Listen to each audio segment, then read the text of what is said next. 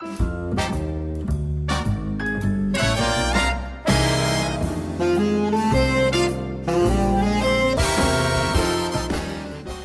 to the Indie Lounge. I'm your host, Mandy Del Rio, and today we are here with award-winning writer and producer, Charles Kipps. Hey, Charles. Hello, Mandy. Thank you for coming today. Well, thank you for inviting me. I had a great train ride from New York through scenic New Jersey.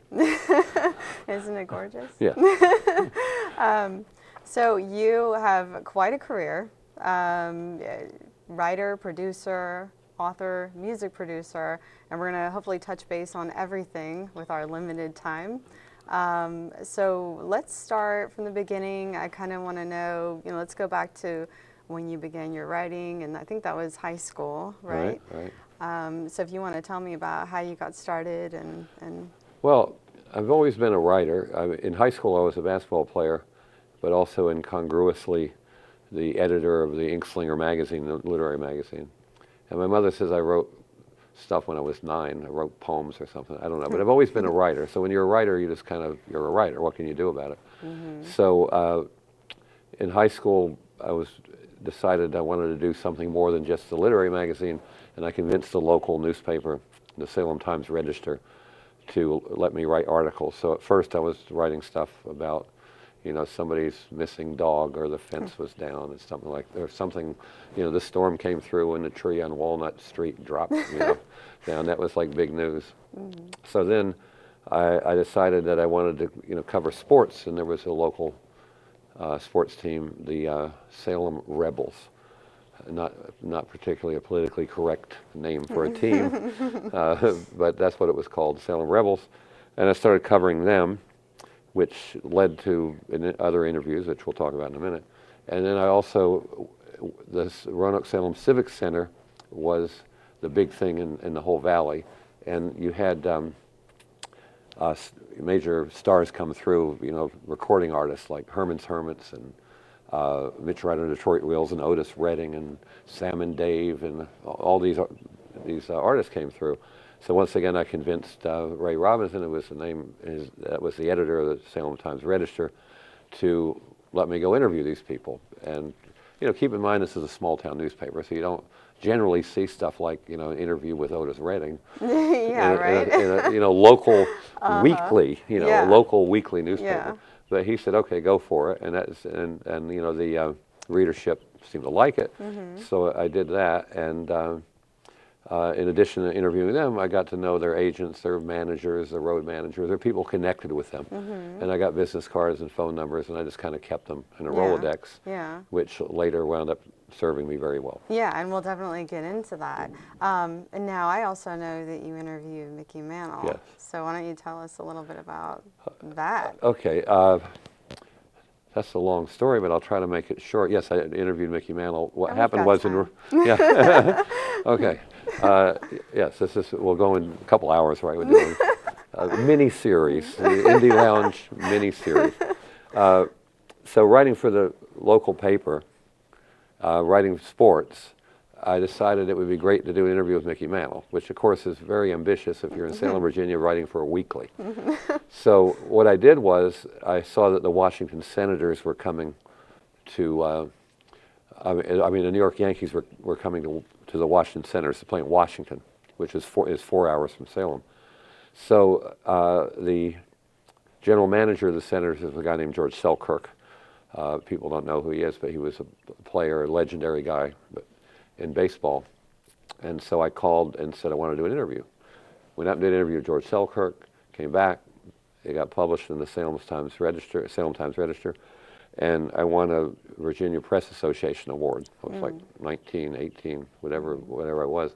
So I sent the article to George Selkirk, and he loved it, and he framed it, he put it up on his wall, and he said, if anything I can do. So, so I didn't mention right then, but a week or two later, I called Mr. Selkirk. The Yankees are coming in. Is there any way I could interview Mickey Mantle? And he said, well, it's up to the Yankee organization. So anyway, he calls me. I go up there, and I wind up, he takes me down to the dugout for a doubleheader. And not only did I interview Mickey Mantle, I hung out in the Yankee dugout for 2 games. That is so cool. So I know it was So very cool. And looking back on it, it was like, wow. I mean, but that's why when I do lectures, sometimes I encourage people, you got to think outside the box. How can you do something? You know, and the whole 6 degrees of separation concept, you know. It's not that I used George Selkirk, because I wrote a great article. I mean, presumably, I don't mean to say I did, but it won an award, and he liked it, so he got something out of it. But you have to think about, if you have a goal, how am I going to get to that goal? Exactly. You know? Then it's networking, and it's making contacts, and it's, you know, not using, but just all professional. It's all part of the industry. I mean, for example, just as an aside about stuff like that, everybody talks about social network, and certainly we all have to use it, and we do, and we all do use it in different ways. But there's nothing. But then you're out there with millions and millions of people, so you still have to consider the possibility of maybe needing to network on an individual, one-on-one basis. Face to face. Actually, I don't mean to get on a soapbox. No. Yeah, I do all the time. Don't worry about it. But no, I agree. There's something to be said about face to face. Yeah, or going to things. You know, I go to a lot of things. I'm a member of the Television Academy, and they had a party at the St. Regis the other day. And you know, I don't go to every party, or the Writers Guild parties. I go to them because you know, first of all, it's free booze. and great hors d'oeuvres, and why not? You know, but no, but seriously, you get there and you see people, and you never know what's going to happen. It's so true. It's so true. It's huge to network and get that face-to-face time instead of click on Skype or Twitter or Facebook or whatever. Now, because I want to get back to talking about the interviews that you did. Right. Because you said a key word, which was Otis Redding. Right. Aside from Mickey Mantle, because as you and I talked before, I'm a big baseball fan, and you know, are a Yankees fan, and but more so football fan. So we got to know each other before the interview. We did. See, that's what happens when it takes a while to set it up. You know, you get to know people. Anyway. But so once we wrap up this segment, I want to get into your music career, because but interviewing Otis Redding, let's get back to that, because that's one of my all-time favorites. You know, that must have been amazing. I think you said that was one of your favorite interviews. Yeah, at it that time. It was. I mean, he was such an icon, such a legend. You know. Yeah. And what a great voice, and he was very, very nice. I mean, you know, by and large, everybody I interviewed from that era were very accommodating and very nice. Yeah. As opposed to, I think today, some of the stories I hear from journalist friends of mine, you know, nightmare. But everybody was like, you know, and they didn't say, so where are you from? You know, they just, you know, I was Salem Times Register. Yeah. But well, that's cool, and we're going to talk more about that. We're going to wrap up now and take a short break. When we come back, I want to get into your next phase of your career. Okay. We're going to take a short break, but stay tuned. We'll be right back. Broken homes, poverty, and unimaginable challenges can limit a young person's dreams. For many, though, the dream of attending college burns bright despite life's adversities. Thanks to the Horatio Alger Association, opportunities are created exactly for these deserving young people. Since 1984, more than $100 million in college scholarships has been invested by the members and life partners of the association. Learn more at horatioalger.org. I thought I could ignore it, and I wished it would just go away.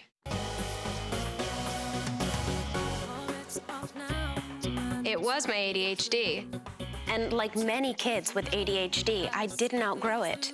One of the issues I had was not being able to focus. I would read and I would reread the same sentence. You'd read it over and over and over again. And then 5 minutes later, I wouldn't know what I just read. It wasn't sticking with me, it wasn't sinking in. And that, to me, was really frustrating. As I got older, I was still having that issue. And that's when I knew I needed to talk to the doctor. If you were diagnosed with ADHD as a kid, you might still have it. Find out more. Take a quiz at ownyouradhd.com to help recognize the symptoms like inattention, impulsivity, hyperactivity. Then talk with your doctor. I take responsibility for my ADHD. It's your ADHD. Own it.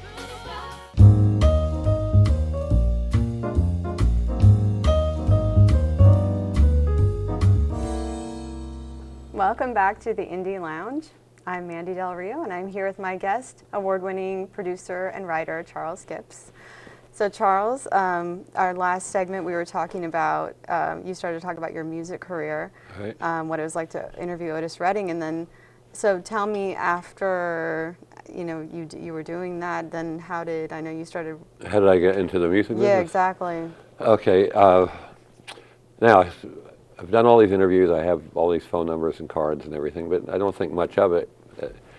And I should mention, by the way, when I was 9 and 10, I took guitar lessons. So I played guitar, so that wasn't I like was totally. going to ask you. It wasn't like totally out of the blue that I was interested in music. Okay. I could never sing, which of course I regret.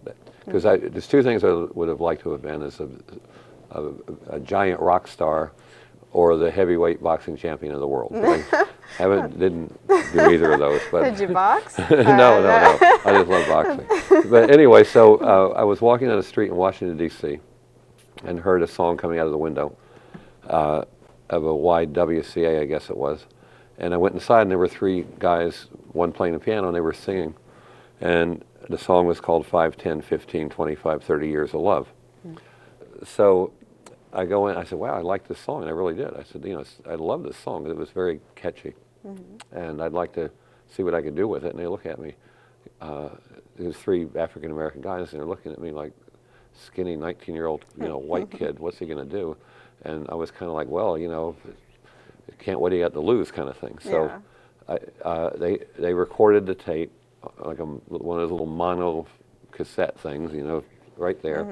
And so I make some calls. First I called the guy from Mitch Ryder and Detroit Wheels, and he says, well, I'm not really an R&B. He said, but why don't you call so-and-so and so-and-so? And, you know, finally I got to a guy named Ron Mosley. And Ron Mosley was at Sussex Records. And so they were an independent label. And by the way, independent labels created all that great music, not the big labels. Oh, yeah. So I go up to see, I call, and Ron Mosley says, I said, so-and-so said, he said, yeah, come in. So I go up there, and I take the tape, and he pops it in, and he says, oh, yeah, let's do it. This is a hit. Now, you couldn't do that today. Music has been corporate, become very corporate, which is why, besides the fact that I definitely wanted to get back to writing, the music business became very corporate, and I said, okay, that's my music phase. But anyway, long story short, so he said, we need a producer. So I asked Tony, one of the members of the Presidents, the group was called the Presidents, you know a producer? He said, I know Van McCoy. And that's how we met Van McCoy. Van McCoy produced the record. It became a hit, and then Van McCoy and I formed a partnership, McCoy Kipps Productions, and I started producing and writing with him. And so we produced Aretha Franklin, Gladys Knight, Melba Moore, David Ruffin, for whom I wrote the Walk Away from Love, which was really a thrill. It's a great song. And he did that, the first take, which I think I mentioned. But well, while we're in music, I guess you want to know how the hustle came about. Or are we saving that for later? We saving that for tomorrow night's episode, or no? For the miniseries. For the miniseries. Yeah. What was? Tell Okay, us so about basically, the hustle. so Van. And it's funny how things happen. You never know how things happen. Van was an absolute genius, an arranger genius, and a writing genius, and a musician genius. And he did a lot of stylistic arrangements before we met, before we got together. And he was a singer. He was a great singer. As a matter of fact, way back, like I said, I was still in high school at the time. He did an album for CBS. Mitch Miller produced it, and he's got this beautiful voice. So then Van said, I want to do an album. This is all relevant to the hustle, so I'm not really babbling. So when my wife sees this, I'm not babbling like earlier. So anyway, so he wanted to do an album. So I started talking to all the record companies, you know, and they were saying, oh, you know, we could do it, but it would be kind of a vanity thing. You know, he's a big-time producer, which, you know, our company was doing a lot of big stuff. And then finally, somebody said, well, we'll do an instrumental album. How about that? And that was Hugo and Luigi, H&L Records, which wound up putting out the Hustle. But anyway, so that's how the instrumental album fell into place. And then Van had 10 songs, and the night before the recording session, I went out and about in New York. There was a DJ, actually, named David, who said, you've got to come to this place called the Adam's Apple. It's one of the early dance clubs, and see this dance, or see the whole thing. So I went there and I saw a dance called the Latin Hustle, and it was different than anything that I'd seen. And I went back, said to Van, listen, I saw this thing, maybe you ought to do a song called The Hustle, and he said, well, okay, why not? So then Van, to show you what a genius he is, that was around midnight, and he stayed up all night, and the session was at 10 in the morning, so he wrote The Hustle, not just wrote The Hustle, he orchestrated The Hustle. He did the whole orchestra, all the parts, between midnight and 10 o'clock in the morning. That's phenomenal. And then The Hustle was recorded. It was the 11th song on a 10 song, because back then all albums had 10 songs. And so it was the 11th song, and boom, and then disco, supposedly that started disco. Right, so, right. But anyway, so that's how The Hustle came about. It's funny, everyone knows The Hustle. Even it doesn't matter what age you are, the kids, you know, the little kids know. I mean, if I tell my daughter, she'll know The Hustle, you know. It's really funny. We're talking about how that started the whole, almost a choreographed dancing. Didn't you say he came up? Yeah, he came up with. Yeah, we dance, right? had an interview after it became a hit. Van and I at the office of Dick Gersh, who, by the way, used to live in Glen Ridge. Now he lives nearby. And the New York Times said, I want to see the dance, and Van choreographed this dance for the New York Times in about a half hour. So it's still being taught today, this dance that, you know, that Van created and outlined for the New York Times. That's so cool. That is so cool. No, but it's funny how random things, for example, just recapping, if the record company says, let Van do a vocal album instead of instrumental, and if I hadn't gone to the club, there wouldn't have been a hustle. Yeah, it all falls into place. Yeah, It's exactly. interesting, and your role in it's just so cool. You know, you look on Wikipedia, look up The Hustle, and the whole story. I've read it all. It was really interesting. I know, you did a lot of research. I sure did. You have to tell me more about myself, because I forget some of the stuff. Well, I've got it all right here. Good.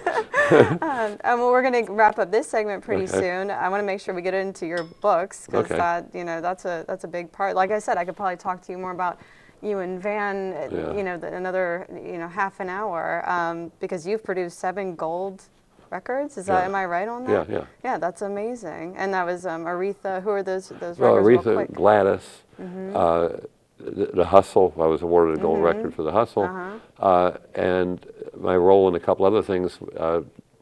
Bill Withers. I didn't produce him, but I was at Sussex, and that's a long story, but I was instrumental in helping that along early on, so they gave me a gold record. Very cool, very cool. Well, we're going to take another short break. When we come back, I can shamelessly plug my book. We're going to shamelessly plug the books. Yeah. We'll be right back.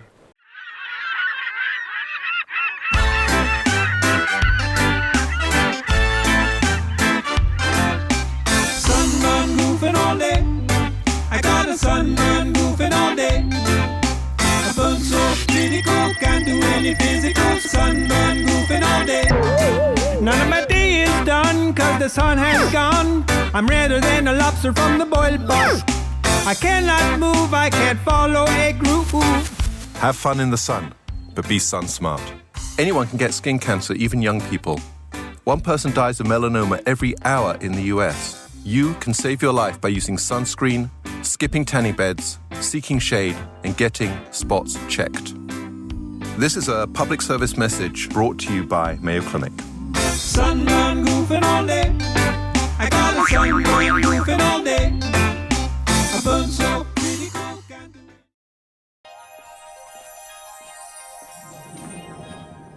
Can you consent with me? Imagine what you'd see if every child had a book to read. 'Cause every kid across the nation deserves a book to read, and we can make it happen right now. No, I don't know what you've been told, but kids with books learn so much more. So the mission is for us to get a book to each and every child. So let's join hands, book people unite. Unearth hidden passion. Come on, we'll have a good time. Plant seeds of inspiration to motivate some magic. Change the writing on the wall.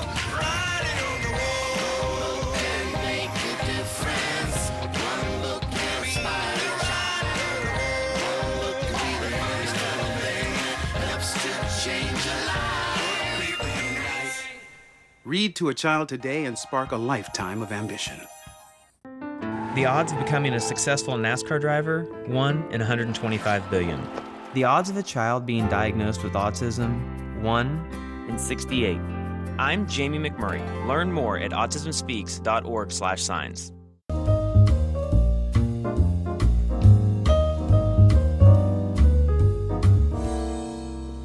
Welcome back to the Indie Lounge. We are here with Charles Kipps, award-winning writer, producer, author.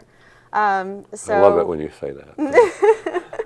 I wish we could talk more. We're going to have to just have you back on again to talk more about the music. And I have to like book 4 or 5 hours next Yeah, exactly. We're going to get this mini-series going.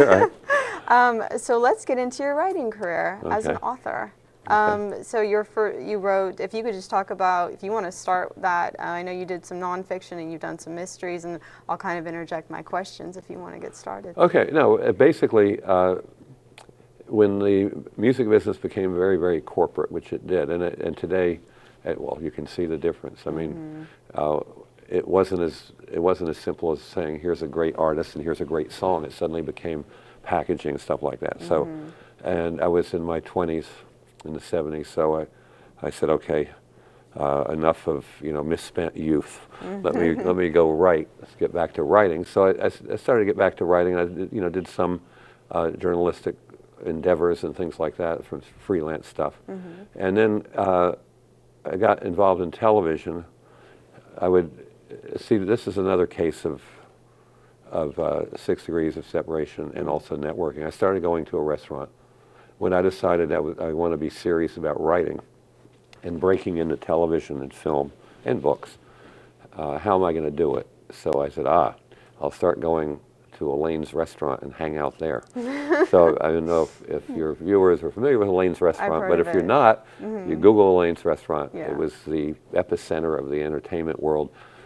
Everybody from Arnold Schwarzenegger to whoever gives her credit for helping. So to make a long story short, which I think I've said twice, which makes it longer, but anyway, I started going to Elaine's, and Elaine started connecting me with people, which got me into the television business, television writing, and I was writing for Cosby Mysteries back in the 90s, and that's when I wrote my first book, Cop Without a Badge.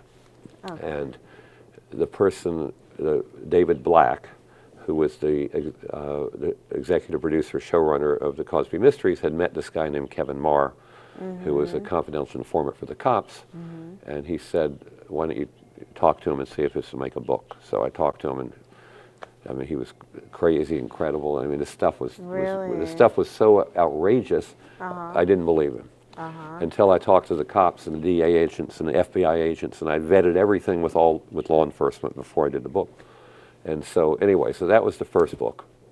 And then I did a book later on David Putnam, who was a producer and also head of Columbia Pictures for 1 year, when Coca-Cola owned Columbia Pictures. And I got all the Hollywood icons to kind of go on the record. And this is one thing I said in writing that book, and one thing I'm proud of. I said, everything has to be on the record. There's no not for attribution. There's no a source kind of thing. And a lot of them grumbled at first, but in the end, everybody, Warren Beatty, everybody came, was on the record.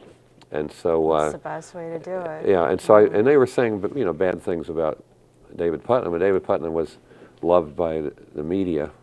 So I got kind of hammered, saying that I had a very negative view of Putnam in the book. But anyway, so then I didn't write another book until 2009, because I was doing a lot of television, and the writer's strike came along, WGA writer's strike.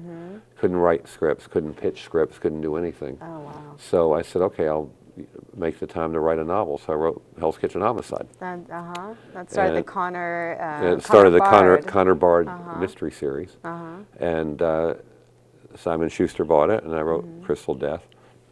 And then the latest is Times Square Trouble. And the books are about Connor Bard, Detective Connor Bard, who is a cop at heart, but he really wants to make it in the music business. And he's in his 40s in the book, early 40s. So it's kind of makes him a very interesting character, because how difficult is it to make it in the music business, A, no matter what, and B, if you're not, 19. Right. So that's just, that's Connor Bard. He drinks too much. He always picks the wrong women. And he's trying to make it as a cop. And in the meantime, he's solving these crimes. And this is a tourist gets killed in Times Square. And I should say that the books, all of the places in the books are real places. Like the New York Post said, Bard may be fictional, but his world of Hell's Kitchen isn't. So all the restaurants, all the places in the book are real. For example, Da Marino is an Italian restaurant where I hang out a lot. In this book, the third book, Connor Bard hangs out there. Yeah, that's really neat. So all the places I hang out are in here. So sometimes I get confused. Am I me or Connor Bard? But yeah. Well, what inspired you? I know we don't have much time, but what did you gravitate toward mysteries, or do you put yourself in the? Well, no. What happened with mysteries? See, the thing about cop stuff, and I've had a lot of cop friends. A lot of the cops from Midtown North, I get to know them, hang out. First of all, I love cops. I hate to generalize by any group, but cops risk their life every day, etc. Yep. And plus, when you talk about drama, murder mysteries and police drama is almost instant drama, like open a pack and put it and mix it in water. Oh yeah. So there's inherent drama in cop stories. Yeah. So you already get that part of it, and then you add the other stuff, the personality of Connor and the things that he does, things like that. So. And that's really cool. And you did. I know you. Like we were talking about with the mystery on, and I just know we're getting ready to wrap up soon, so I want to make sure I touched on but your mind kind of goes to mystery too with Exiled. You did the Law and Order. Yeah, I did the only Law and Order movie, mysteries. Exiled, with Chris knows, my buddy. As a matter of fact, I'm leaving here and going to the opening of Faustus. He's appearing in Faustus tonight. You can plug that. Yeah, so and it's a limited run. It's an ancient play, old play, 400 years old. So, but.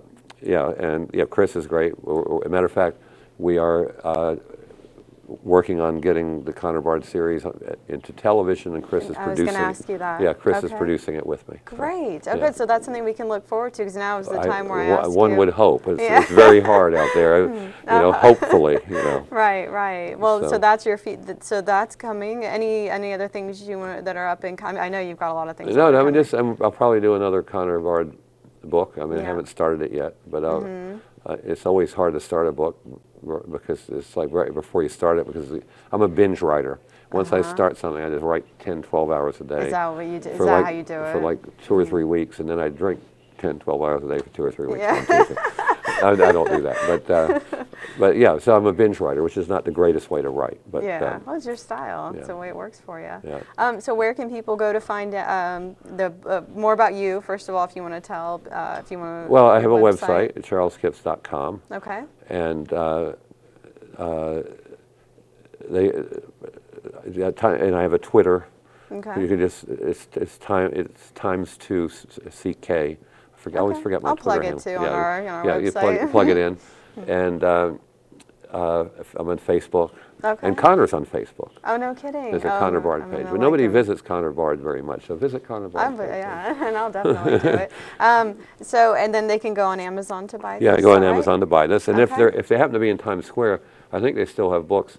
I don't know how much time we have.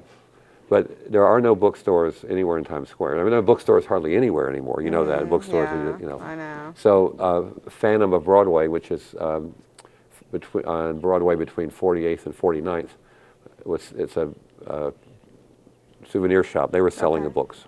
So I don't know if they still have them or not, but you can get it there. Okay. And again, we'll promote on our website, on our Twitter, and all that. Yeah. I want to thank you so much for coming on today. I had such a good time, and I really hope you want to come back on and we can fill in the blanks. I do, absolutely. It'd be fun. Good. But you have to do segments, the music segment, the book segment, the television. I'm teasing.